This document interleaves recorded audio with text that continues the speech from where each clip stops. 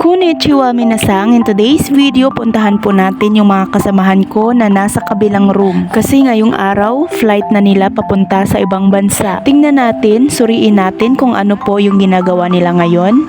Of course, nagpre-prepare sila. O diba, tama tayo. Parang loko naman to, alam na flight nila. Syempre magpre-prepare talaga yan sila. Gusto nilang isama ko daw sila sa video. Kaya ayan, binidyohan ko sila. Ayan na, isa-isa na silang lumalabas. Ilalabas na nila ang kanilang mga gamit such as maleta at saka backpack, yung mga hand carry nila. Kanina nakausap ko yung isa sa kanila. Iba't ibang emotions ang kanyang nararamdaman. Pinuntahan ko sila sa kanilang room na kung saan individually ilalabas yung kanilang mga gamit. Naka-ready na ang lahat, nakapack na ang all. Ready to go na ang mga person. Ay, sa wakas, this is it na talaga. Hindi man madali ang malayo sa pamilya, sa mga mahal sa buhay, pero gagawin namin ang lahat para sa kanila. Let's get kudasai. Oh, my goodness!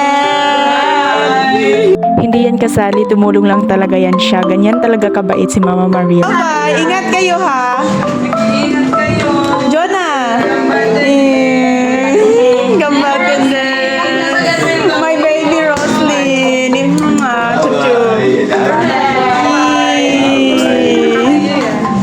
Senpai! Bye, Glay! Mag-ingat ka ha! Be strong ka dun! Be strong ka talaga, be! Ingat! Be strong kayo dun! Ingat! Senpai! Ingat! Ingat! Ingat! Strong! Strong! Our pretty baby! Ingat, be! Hindi, mag-iano ko to, ililipat. Ingat ka dun ha!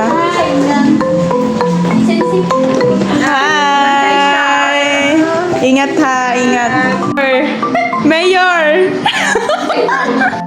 Mayor namin na soft-hearted. Iyakin na Mayor. Yes, ganyan talaga kami ka-love ng person. At nakalabas na ang mga person. Habang wala pa sila sensei, nag-picture-picture muna kami. Kasi nga unti-unti na kaming mababawasan at maghihiwalay na. A few minutes later, nandyan na sila sensei at saka pinalabas na yung car or yung van na maghahatid sa kanila sa airport. At saka chinek ulit ng mga sensei namin ang kanilang maleta para pagdating ng airport wala nang problem. It's our sensei. Siya pala yung magaling namin na sensei. Sa mga may balak na mag-a-abroad dyan, dapat firm kayo sa inyong mga decision at handa sa mga pagsubok. Maging matatag sa lahat ng laban kasi hindi madali ang mag-iibang bansa. Guys, parang kailan lang yung panahon na nangangarap, nag-a-apply, nag-aaral kami ng Nihongo. At ngayon flight na ng iba. Syempre, susunod kami. At ngayon, tama talaga ang kasabihan na dadating ang araw na maghihiwalay tayo. Oy, bye-bye! Bye-bye! Guys! Mata sa isyo. Ganyan din kami. Ano pa lang Ah, yan. Kabalutan. Ano, naiyak ang person! Gagi ka talaga, be. Yeah. Hindi tayo dyan. Oh my! Sakit sa makiramdam ko. Apa ka ng tae? Ay, ang pangit. Ano ka nang wala na dyan ang 148. Pinahinay na dyan ang kuan. Ay, kalakit. Buwisit. Kailan ko na. Ano, maghinay-hinay. Nagkawala ang 148. Sila, pero yung mga memories hindi naman talaga yun. I would I must. Oh, iyak ang mga first. Kung kailan naman umalis. Ay, naku po.